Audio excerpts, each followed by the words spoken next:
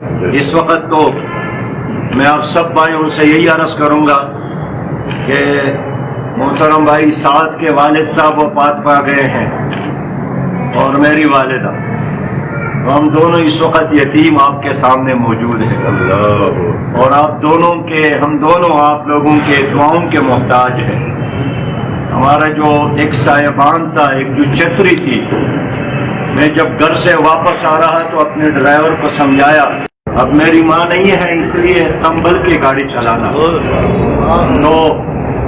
والدین ایک بہت بڑی نعمت ہے اور اللہ کی رحمت اور اللہ تعالیٰ کے برکت کے بعد اس نے جو سائبان اور چھتری انسان کے لیے بنایا ہے وہ والدین ہی ہے۔